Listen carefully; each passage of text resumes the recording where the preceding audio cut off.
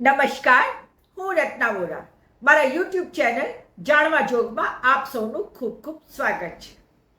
સાથીઓ, 1 ઓગસ્ટ 2024ના રોજ સુપ્રીમ કોર્ટે SC/STના અનામત મુદ્દે એક ખૂબ જ મહત્વપૂર્ણ પરંતુ દોષપૂર્ણ ચુકાદો આપ્યો છે. સુપ્રીમ કોર્ટે જે ચુકાદો આપ્યો છે તે ગેરબંધારણીય છે. સુપ્રીમ કોર્ટે આ ચુકાદામાં પોતાની હદ વટાવી દીધેલ છે. વિધાયિકાના કાર્યક્ષેત્રમાં સુપ્રીમ કોર્ટે હસ્તક્ષેપ કરેલ છે.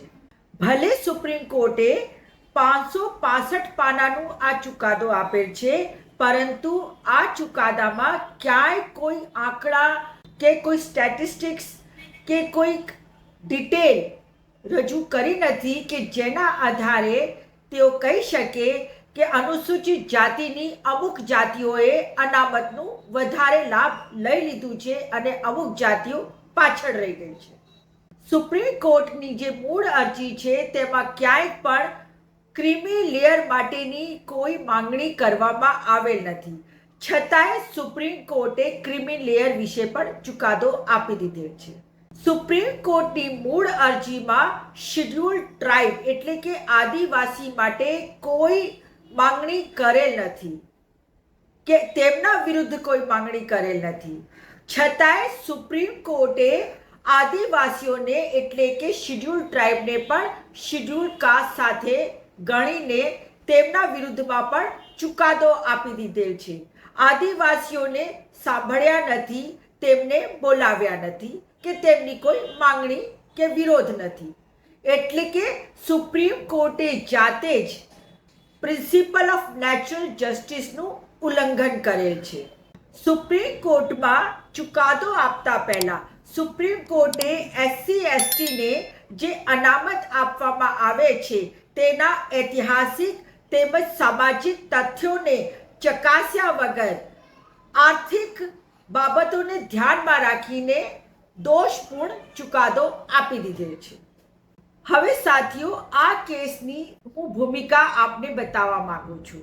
1975માં પંજાબ સરકારે એક અધિનિયમ બનાવ્યો અને જેમાં અનુસૂચિત જાતિના અનામતમાંથી વાલ્મીકી તેમજ મઝહબી શીખો માટે અલગ અનામત રાખેલ અને આ પંજાબ સરકારના નિર્ણયને ચેલેન્જ કરવામાં આવેલ.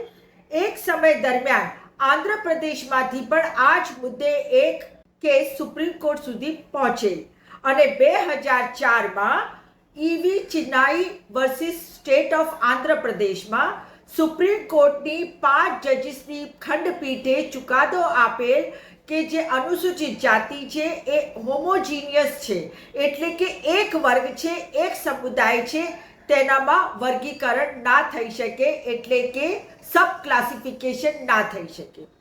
હવે જ્યારે પંજાબ અને હરિયાણા હાઈકોર્ટમાંથી મેટર સુપ્રીમ કોર્ટમાં જાય છે, કારણ કે ઓલરેડી 2004માં EV ચેન્નૈયાનું જજમેન્ટ આવી ચૂકે, તેથી પંજાબ અને હરિયાણા હાઈકોર્ટે જે સરકાર દ્વારા અધિનિયમ પાસ કરવામાં આવેલ હતું તેને ખારીજ કરેલ 2006માં. પરંતુ તરત જ પંજાબ સરકારે એક અન્ય અધિનિયમ પાસ કરેલ, એક્ટ પાસ કરેલ અને તેને પણ ચેલેન્જ કરવામાં આવેલ. એ એક્ટને દલવિંદર સિંહ નામના એક નોન વાલ્મીકી જે અનુસૂચિત જાતિમાંથી હતો એણે ચેલેન્જ કરેલ. પછી આ જજમેન્ટ પણ સુપ્રીમ કોર્ટમાં પહોંચેલ. સુપ્રીમ કોર્ટની ખંડપીઠે 2020માં એવું જણાવેલ EV Chinnaiah versus state of આંધ્રપ્રદેશનું જજમેન્ટ જે 2004માં આવી ગયેલ છે તેને રીકન્સિડર કરવાની જરૂર છે. એટલે રીકન્સિડર ત્યારે જ થઈ શકે જ્યારે લાર્જર બેન્ચ દ્વારા એનો નિર્ણય કરવામાં આવેલ. કારણ કે EV ચિન્નૈયા કેસમાં 5 જજોની બેન્ચ હતી, એટલે જ્યારે દલવિંદર સિંહનું કેસ સુપ્રીમ કોર્ટના 5 જજોની ખંડમાં આવ્યું ત્યારે એમણે કીધું કે કારણ કે બંને 5 જજોની ખંડ છે એટલે એને 7 જજોની ખંડમાં મોકલવામાં આવ્યું નિર્ણય કરવા માટે કે EV ચેન્નૈયા કેસનું રીકન્સિડરેશન કરવામાં આવે. હવે સુપ્રીમ કોર્ટે 2020 પછી 2024માં આનો ચુકાદો આપ્યો છે. અગાઉ જણાવ્યું તેમ 1 ઓગસ્ટના રોજ આ ચુકાદો આવ્યો છે. સુપ્રીમ કોર્ટની બેન્ચમાં chief justice of India D Y ચંદ્રચૂડની બેન્ચ બની અને એ બેન્ચમાં તેઓ પોતે એક બ્રાહ્મણ જજ છે. જસ્ટિસ BR ગવઈ એક દલિત જજ છે. જસ્ટિસ વિક્રમનાથ પણ બ્રાહ્મણ જજ છે. જસ્ટિસ બેલા M ત્રિવેદી પણ એક બ્રાહ્મણ જજ છે, જ્યારે કે જસ્ટિસ પંકજ મિત્તલ એ નોન બ્રાહ્મણ છે પરંતુ સ્વર્ણ સમાજના છે. એ જ રીતે જસ્ટિસ મનોજ મિશ્રા એ પણ બ્રાહ્મણ છે અને જસ્ટિસ સતીશ ચંદ્ર શર્મા એ પણ બ્રાહ્મણ છે. એટલે કે 7 જજીસમાંથી 5 જજીસ બ્રાહ્મણ છે, એક નોન બ્રાહ્મણ પરંતુ સ્વર્ણ સમાજના છે અને માત્ર એક જજ જસ્ટિસ BR ગવઈ દલિત સમાજના છે. હવે આ જજમેન્ટના અનુસંધાને 2 પ્રશ્નો ઉપસ્થિત થાય છે. શું સુપ્રીમ કોર્ટ અનામત માટે SC/ST ને આપવામાં આવેલી અનામતનું વર્ગીકરણ એટલે કે સબ ક્લાસિફિકેશન કરી શકે છે? શું સુપ્રીમ કોર્ટ SC/ST ના અનામતમાં આર્થિક માપદંડ આધાર નક્કી કરી શકે છે એટલે કે ક્રીમી લેયર લાવી શકે છે? સાથીઓ, હવે આ બંને પ્રશ્નોના જવાબમાં પહેલા પ્રશ્નનો જવાબ સીધે કોન્સ્ટિટ્યુશન સાથે જોડાયેલું છે. આમ તો બીજા પ્રશ્નનો જવાબ પણ આપણા બંધારણ સાથે જોડાયેલું છે, પરંતુ આર્ટિકલ 341માં ક્લિયર કટ લખેલું છે કે જે તે રાજ્યની સરકાર ગવર્નર સાથે કન્સલ્ટ કરી નોટિફિકેશન બહાર પાડી રાષ્ટ્રપતિને અનુસૂચિત જાતિ કઈ હોઈ શકે છે એનું લિસ્ટ આપશે અને એ લિસ્ટ રાષ્ટ્રપતિ ફાઇનલ કરશે. અને આર્ટિકલ 341 ક્લોઝ 2માં એવું જણાવેલ છે કે કોઈ પણ જાતિને અનુસૂચિત જાતિમાં લાવવી કે હટાવવી કે દૂર કરવી એટલે કે ઇન્ક્લુડ કરવી, એક્સક્લુડ કરવી કે રિમૂવ કરવી એ ફક્ત ને ફક્ત પાર્લામેન્ટ કરી શકે છે. તો સાથીઓ, અહીંયા જે રીતે વર્ગીકરણની વાત થઈ છે એ ક્લિયર કટ સુપ્રીમ કોર્ટે બંધારણ સાથે ચેડા કર્યા છે. કારણ કે બંધારણે કીધું છે કે અનુસૂચિત જાતિઓ એક હોમોજીનિયસ જાતિ છે એટલે કે એમનું વર્ગીકરણ ના થઈ શકે, એક સમાન જાતિ છે. હવે સુપ્રીમ કોર્ટે અહીંયા વર્ગીકરણ માટે તર્ક આપ્યું છે કે અનુસૂચિત જાતિઓમાં પણ કેટલીક જાતિઓ છે કે જેમાં ભેદભાવ થાય છે.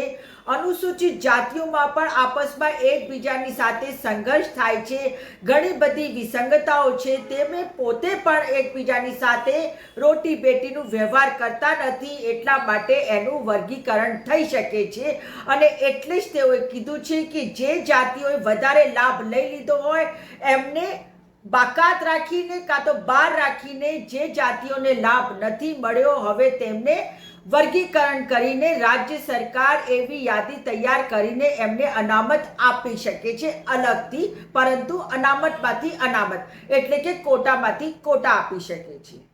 હવે સાથીઓ, સુપ્રીમ કોર્ટના આ તર્કની સામે મારો તો એક જ જવાબ છે કે સુપ્રીમ કોર્ટે કયા આધારે, કયા આંકડાથી એ નક્કી કર્યું છે કે અમુક જાતિઓએ વધારે લાભ લઈ લીધો છે અને અમુક જાતિઓ પછાત રહી ગઈ છે. પહેલા આંકડા આવવા જોઈએ. સુપ્રીમ કોર્ટે રાજ્ય સરકારો પાસેથી આંકડા કાં તો ભારત સરકાર પાસેથી આંકડા મંગાવવા જોઈતા હતા, પછી એ આ નિર્ણય ઉપર આવી શક્યા હોત કે વર્ગીકરણ જરૂરી છે.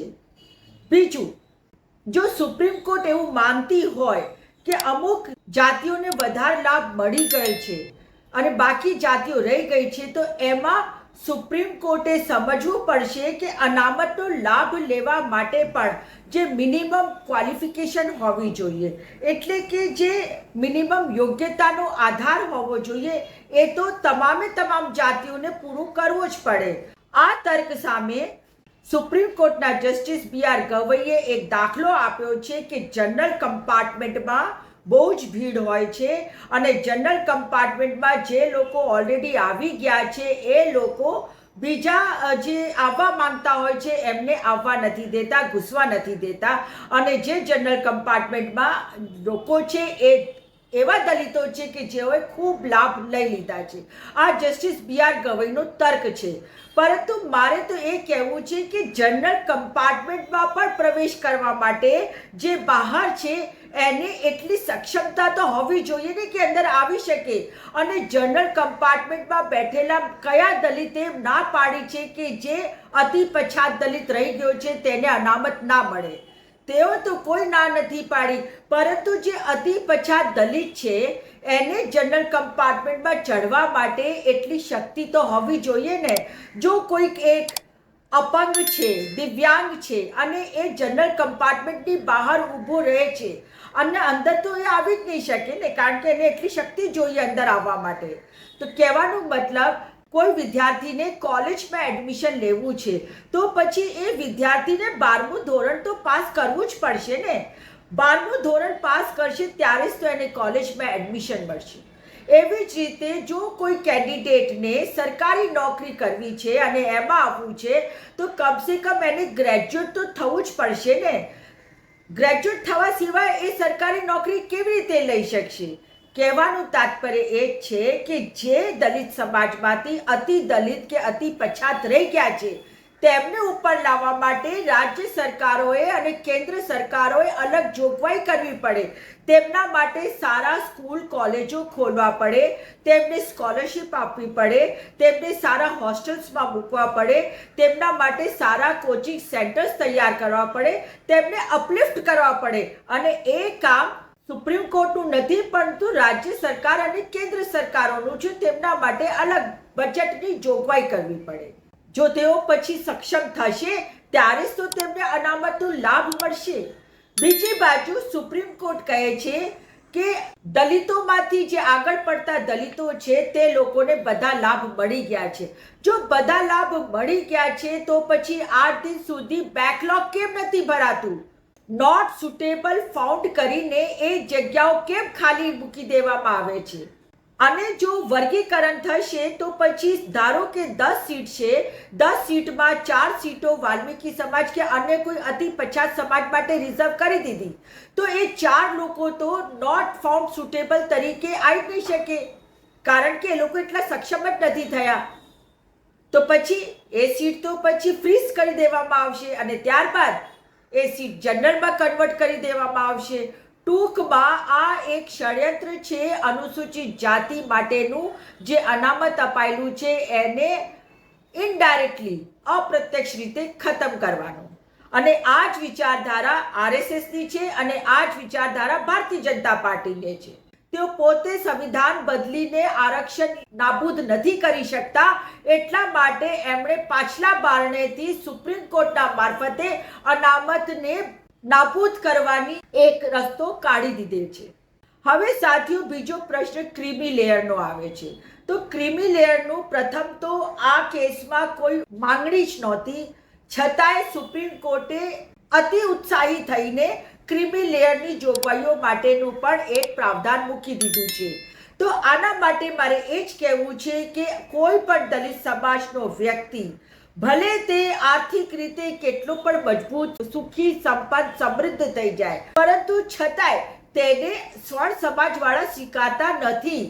તેને આજે પણ દલિતોની વસ્તીમાં જ રહેવું પડે છે, કાં તો તે છુપાઈને સ્વર્ણ સમાજની વસ્તીમાં જઈને રહી શકે છે. દલિત સમાજ એ કહે કે હા હું દલિત છું અને જઈને જો કોઈ સવર્ણ સમાજની સોસાયટીમાં મકાન ખરીદવાની તો વાત દૂર, પરંતુ ભાડે પણ નથી લઈ શકતો. તો દલિત સમાજને તો સ્વર્ણ સમાજે ક્યારે સ્વીકાર્યું નથી.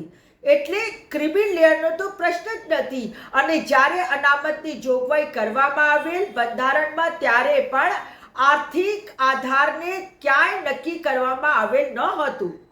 આ તો ફક્ત સુપ્રીમ કોર્ટની મગજની ઉપજ છે કે પછી જે શેડ્યુલ કાસ્ટના પરિવારમાં એક વખત એક જનરેશને અનામત લઈ લીધી હોય તો તેની આવનારી જનરેશનને અનામત ન આપવું જોઈએ. પણ મારું અહીંયા પ્રશ્ન honourable mister justice by lord BR ગવઈને છે કે શું અનામત એમનાથી છીનવી લેવાથી કે બીજી જનરેશનને અનામત ન આપવાથી એક દલિતનો બાળક પોતે સ્વર્ણ બની જશે? એ બાળક તો દલિત છે તો દલિત જ રહેવાનું છે ને મરતા દમ સુધી દલિત રહેવાનું છે. અમારા ઓનરેબલ સુપ્રીમ કોર્ટના જજ મિસ્ટર ગવઈ અને અન્ય જજોને કેમ એ વાતને ખબર ના પડી કે આ જે અનામત આપેલું છે એ સદીઓથી તેમના જે હકો છીનવી લેવામાં આવેલા હતા સવર્ણ સમાજ દ્વારા, એના કારણે જ એમને અનામત આપવામાં આવેલી છે. આર્થિક માપદંડ ક્યાંય નથી. આ તો ફક્ત ગલી નુક્કડ અને વોટ્સએપ યુનિવર્સિટીમાં જેવા મેસેજો ચાલે છે ને જેવી વાતો થાય છે એના આધારે જ આપણા સુપ્રીમ કોર્ટના 6 જજોએ, થેન્ક્સ ટુ જસ્ટિસ બેલા ત્રિવેદી કે તેમણે જ્યુડિશિયલ નિર્ણય આપેલું છે. બાકીના 6 જજોએ હવામાં નિર્ણય આપી દીધેલ છે અને 6 જજોએ સામાજિક ન્યાયને ધ્યાનમાં રાખ્યા વગર પોતાનો નિર્ણય આપ્યો છે. એટલા જ માટે હું કહું છું કે આ નિર્ણય દોષપૂર્ણ છે, ગેરબંધારણીય છે, SC/STના હકો ઉપર તરાપ મારે તો નિર્ણય છે અને SC/STના બંધારણને ખતમ કરવા માટેનો આ નિર્ણય છે. તો સાથીઓ, આજે આ વિડીયોમાં મારું તો એ મંતવ્ય છે કે ભારત દેશની પહેલા જનગણના કરાવો અને જનગણના થાય, જાતિગત જનગણના થાય અને ખબર પડે કે કઈ સમાજની કેટલી વસ્તી છે, ત્યાર પછી આપ અનામત મૂકો. અને હું તો કહું છું જો 15% વસ્તી સ્વર્ણ સમાજની હોય તો પછી તેમને 15% અનામત આપી દો અને ત્યારબાદ 85% વસ્તી જો SC/ST OBC માઇનોરિટીની હોય તો તેમને 85% અનામત આપી દો. એટલે અનામતનો ઝઘડો જ પૂરો થઈ જાય. બધી જાતિને અનામત આપો. એક બાજુ અનુસૂચિત જાતિ, જનજાતિ અને ઓબીસીને તમે 50%ની અનામતના કાપની અંદર મૂકો છો. બીજી બાજુ 15%ની વસ્તીને, જે સ્વર્ણ સમાજની વસ્તી છે, એને તમે 10% EWSનું અનામત આપીને તેમને તમે સુખી કરી દો છો ગરીબીના નામથી. પરંતુ 85%ની વસ્તીને ફક્ત તમે 50% જ અનામતની અંદર રાખો છો. બાકી બધી સીટો તો તમે સ્વર્ણો માટે ખુલ્લી કરી દીધેલી છે.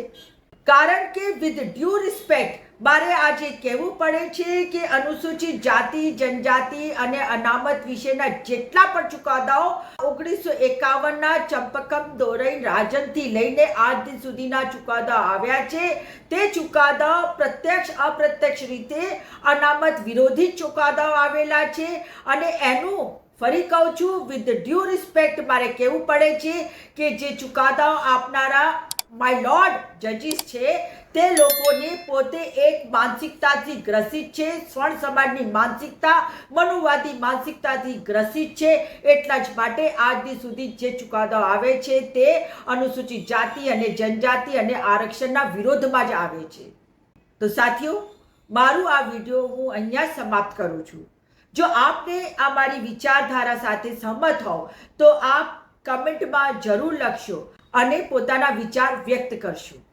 આ એક લાંબી લડાઈ જવા થઈ રહી છે કારણ કે સુપ્રીમ કોર્ટના ચુકાદાના બહાને SC/STની એકતાને તોડવાનું કામ કરી રહ્યા છીએ. આ એક જાતનું ષડયંત્ર છે. ભવિષ્યમાં જે પણ કંઈક હાકલ આવે, જે પણ કંઈ આપણે લડાઈ લડવી પડે તો આપણે લડીશું. પરંતુ આ જજમેન્ટની સમીક્ષા થવી જ જોઈએ, રિવ્યૂ થવું જ જોઈએ. આ જજમેન્ટ નહીં ચલાવી લેવાય. સાથે સાથે સરકારમાં બેઠેલી ભાજપની સરકારે પણ આ જજમેન્ટની સામે કાયદો પાસ કરવો પડશે અને જે રાજનૈતિક પાર્ટીઓ છે, ભાજપ હોય કે કોંગ્રેસ હોય કે અન્ય પાર્ટીઓએ પણ આ જજમેન્ટ માટે પોતાનું સ્ટેન્ડ ક્લિયર કરવું પડશે.